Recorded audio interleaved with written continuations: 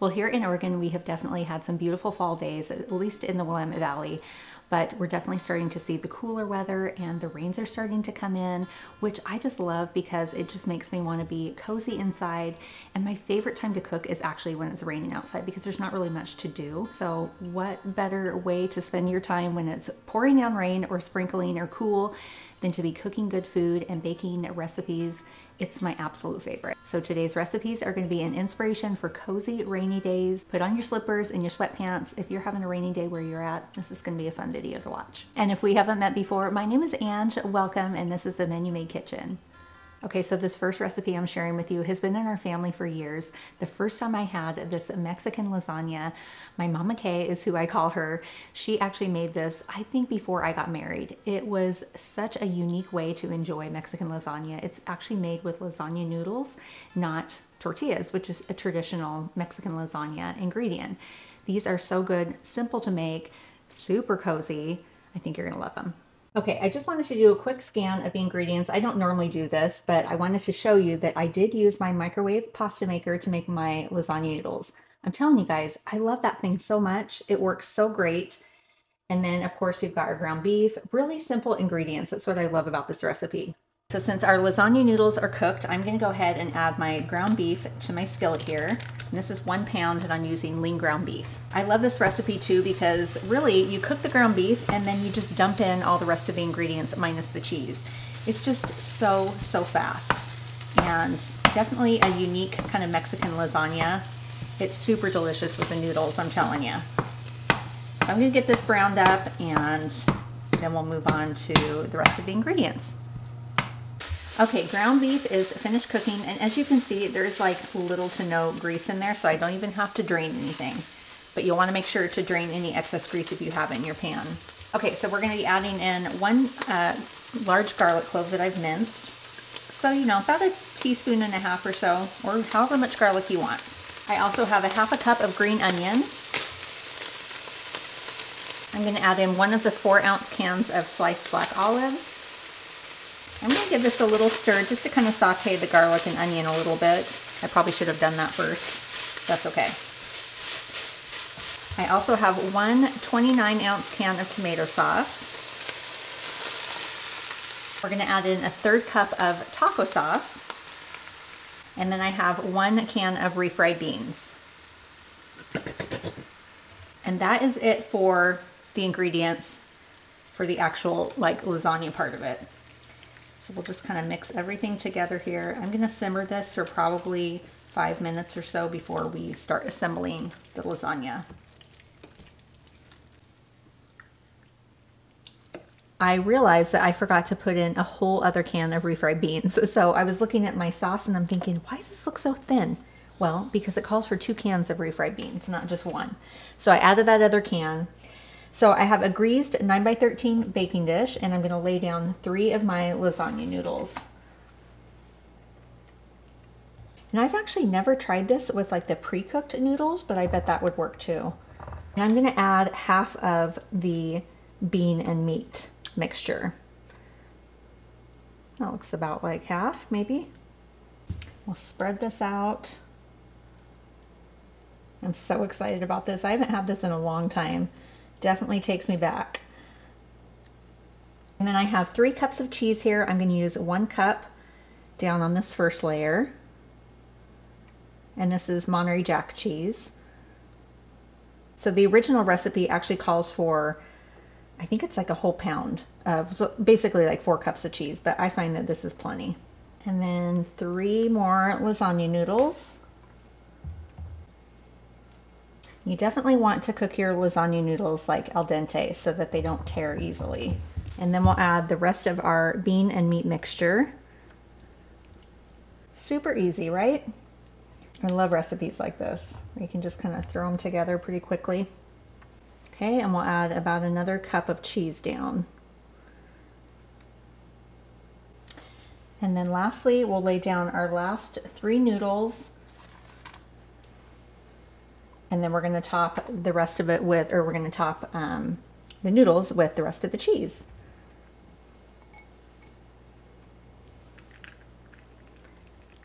Now, she doesn't say on the directions, and I can't remember, but it doesn't say to cover it with foil. But I'm actually going to cover it with foil for half the amount of time because this does bake in the oven for, I think, like 40 to 45 minutes. So I don't want the top to be completely hardened, I guess. I like the cheese to be a little bit kind of gooey. And so I'm going to cover it with foil and then I'll uncover it about halfway through.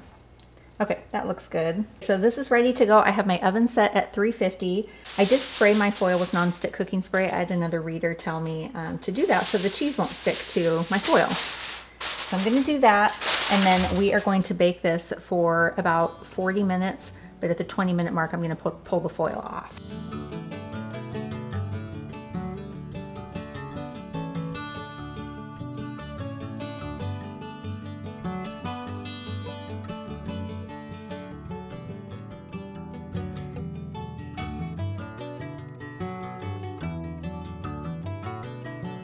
This Mexican lasagna is just, I mean, it's like the best comfort food ever. Perfect for rainy days. Okay, in full disclosure, I had my braces situation tightened today and my teeth hurt so bad. I know this is a food channel, we're not talking about teeth, but I'm really thankful that I have something soft to eat tonight and these are gonna be perfect. It's a little bit hot.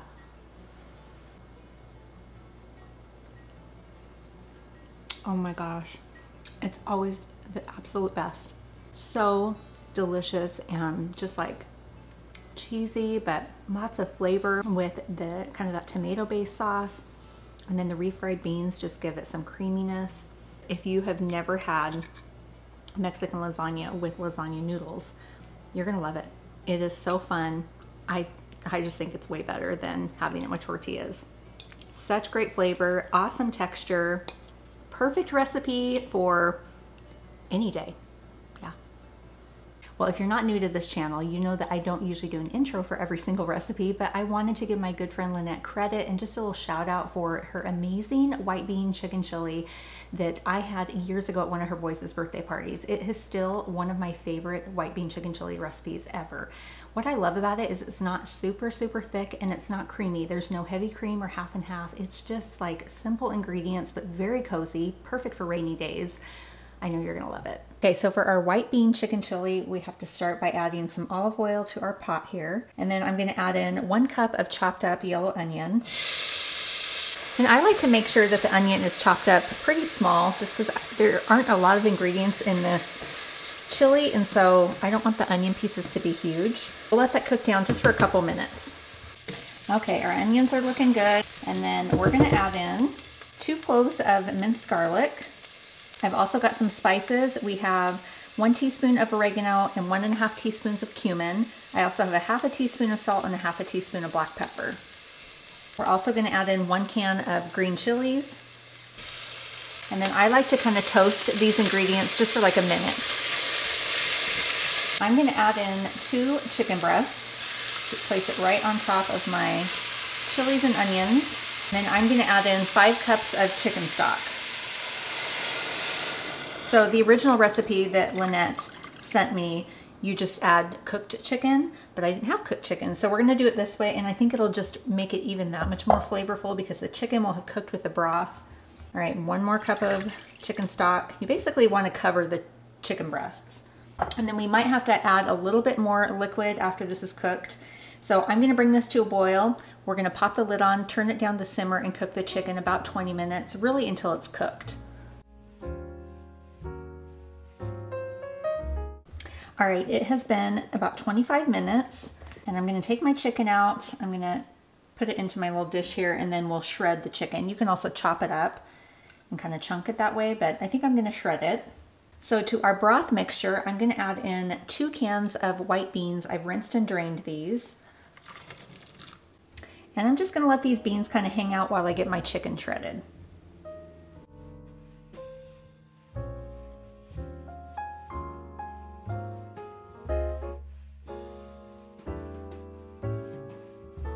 So this is something that Lynette did not mention doing in the instructions, but I'm gonna do this just because I wanna create a little thicker broth because we're not gonna be using any kind of cream. And so I'm gonna take my potato masher and I'm just gonna go through and just kind of lightly mash some of the beans. I still want there to be lots of texture from the beans, but just kind of going through and smashing this releases more of that kind of starch in the beans, and this chili soup, whatever, will be just a little bit thicker. Now, if you want this to be more of like a creamier type of white bean chili, you can certainly add like half a cup of half and half, or a little bit of heavy cream. So you can really kind of play with this. Okay, I think that looks good. I'm gonna bring this back up to a simmer, and we're gonna go ahead and add in all of our shredded chicken. I'm so excited about this. I have not had this in years. I think the last time I had it was at probably one of her kids' birthday parties. So this is gonna be fun to have this on the website. All right, I'm gonna bring this back up to a simmer, like I said, and I'm really just gonna kind of warm the chicken through and just make sure all the ingredients have had a chance to marry. And you can kind of see, I don't know if you can see that, but the broth is just a little bit thicker, and that was from mashing the beans. So I think this is gonna be perfect. Now, Lynette's original recipe feeds like a bajillion people, so I actually cut this down by, I think, even more than half. So this will serve about 4 people generously, which will actually be perfect for my husband and I, because it's just him and I, and that way we'll have some leftovers. I'm gonna get some toppings ready, and then we are gonna give this a taste.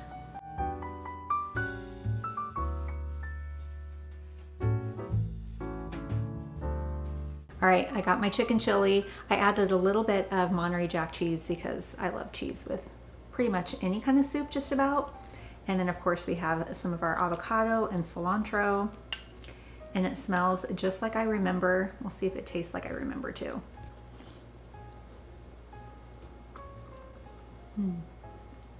The flavor of that broth, it's like it's been cooking in the slow cooker for hours. It is so flavorful, kind of rich, and just has those just warm spices to it with the cumin. I'm so thankful I have great friends that know how to cook amazing recipes, and this one is definitely a keeper, perfect for a rainy day or cozy day in. Thank you, Lynette. This is so, so delicious.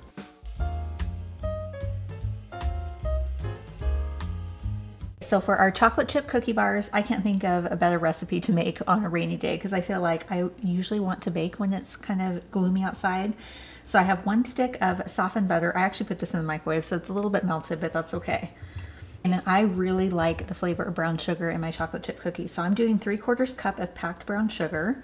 I'm also doing 1/4 cup of white sugar. We're gonna add in 1 egg, and then I have 2 teaspoons of vanilla extract. And that is it for the wet ingredients. So I'm gonna plug in my hand mixer here, and we are just gonna beat this until it's nice and creamy.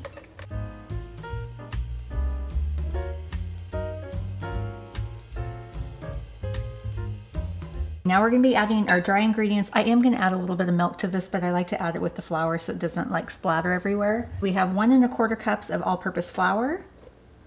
And I'm gonna go ahead and sift this in instead of dirtying another bowl and having to do it this way. I like to just put it in my little sifter thing here and call it good. And then we have 1/2 teaspoon of baking soda, 1/2 teaspoon of baking powder, and 1/2 teaspoon of kosher salt.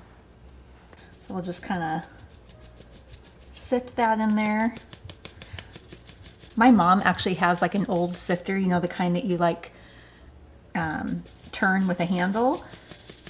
I loved using that thing when I was a kid, but I don't have one of those, so I just use this. Let's squish that down in there. That's the salt. Okay, and then I'm gonna add in 2 tablespoons of actually half and half, but you can do milk too. All right, and then we're just gonna beat all of this together, and it's gonna be super thick. And once it's all incorporated, then we'll add in our chocolate chips.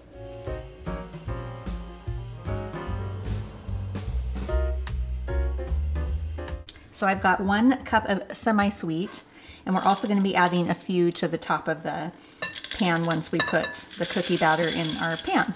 And I'll just use my spatula here to fold the chocolate chips in with the batter.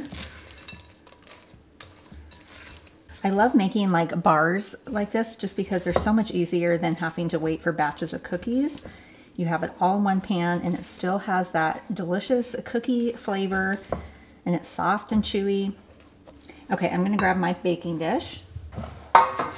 Okay, and I've sprayed my baking dish with nonstick spray. You can also grease it with butter. We'll just add all of our cookie dough right to the bottom of our pan. Okay, and it's gonna be a little sticky, so just spread it out as best you can. It doesn't have to be perfect, as long as it's in somewhat of an even layer and you've gotten it into the corners there. The fun part about some types of baking is it's okay if it's a little rustic looking. Matter of fact, I always think that that's even better when it doesn't look so perfect, because then you don't feel like, oh, I could never do that. I think that looks good enough. And then I'm just gonna scatter a few more chocolate chips over the top, really just for looks, but I do like lots of chocolate with my cookies. So I have my oven set at 350 and I'm gonna pop these in, and we're gonna bake them about 15 to 20 minutes. I'm gonna check them at the 15-minute mark. And you really want the edges to be kind of golden brown, the center to be just set. We definitely don't want to overcook these because you still want that like soft, gooey cookie texture.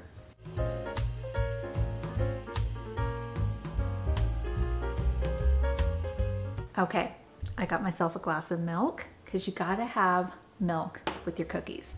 Check these out. They're so like fudgy and chocolatey on the inside. So really important though, you definitely don't want to overcook them. I know I already said that, but you almost want the center to be not like jiggly, but still kind of raw a little bit, because once you pull it out of the oven, you'll let it continue to sit and it will cook and set. So your cookies will set, or your bars. So don't worry about it being, you know, undercooked. It'll be perfect. All right, just gonna break that in half. I used to love going for the center cut of like any kind of brownie, but I love the edge pieces. All right, look at that. Will it focus? Yum. Okay, here we go.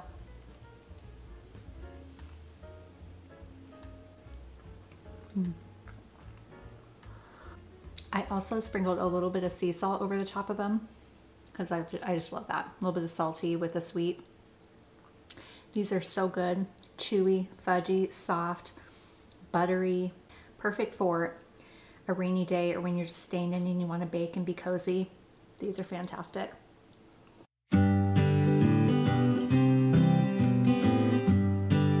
So for our slow cooker apricot chicken, we're going to start by getting the apricot sauce mixed up before we head over to the stove and sear our chicken.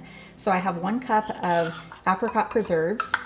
Now, if you can't find apricot preserves, or if you have maybe peach preserves on hand, you can use that instead. I'm going to use the same measuring cup, and we're going to add 1 cup of Catalina dressing. You can also do French dressing or like a Russian dressing. The Russian dressing is going to be a little bit different, but Catalina and French dressing are kind of similar. And then we're going to do some seasonings. I've got 1 teaspoon of ground ginger, and I have a ½ teaspoon of red pepper flakes. I'm also going to do 1 full packet of the Lipton onion soup mix, or you can do like a homemade dry mix. Okay, and that is it for the sauce. So we'll mix all this together. Okay, that looks good. Let's head over to the stove. Okay, so I have my skillet set to about medium heat. I'm going to add just a little bit of olive oil, and I'm using bone-in chicken thighs that have skin on it. And I did go ahead and trim off some of the fat around the edges because there was just a lot of excess, you know, fat that I really didn't want to go into the slow cooker. But you can definitely do chicken breasts. You can do boneless, skinless chicken thighs, but I think that these are going to be really flavorful. So we just want to get a good sear on our chicken. And my slow cooker, actually, I can put on the stove and sear it, but because there's going to be some extra fat in here, I didn't want that to be in the liquid either. So if your slow cooker does that, I would suggest, if you're using bone-in, skin-on chicken thighs, to do it separately in a pan. We're going to brown these on both sides just for a few minutes, and then we'll head over to the slow cooker.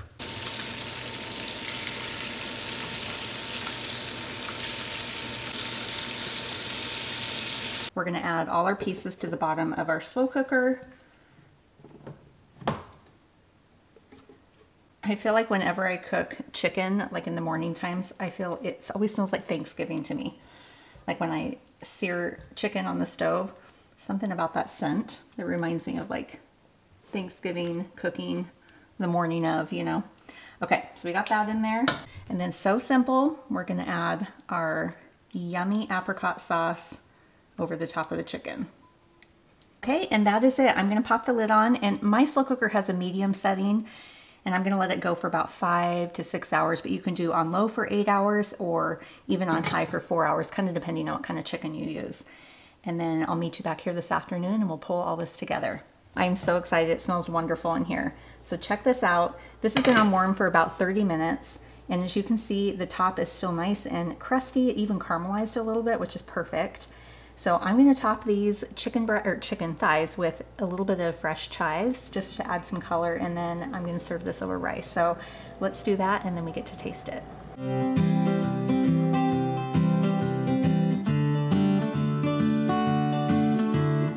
Okay, we are ready to taste this. I cut myself some chicken, and of course I have the rice, and then I poured a little bit more of the sauce over the top, and then the chives.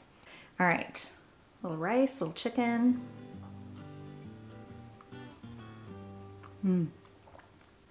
I love the sweetness from the apricot and the Catalina, but then you get the savoriness from the French onion mix, and the chicken is so tender. But because we use chicken thighs, it's not dry. It's not, it doesn't feel like typical crock pot chicken because we left the skin on. This is so good. Such a quick meal. It's cozy.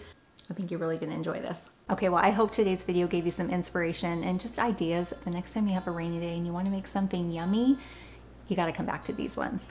And don't forget, all the recipe links can be found in the descriptions. And if you're new here, I'd love for you to be part of my YouTube family, so make sure to subscribe. Thank you for watching and being here with me today.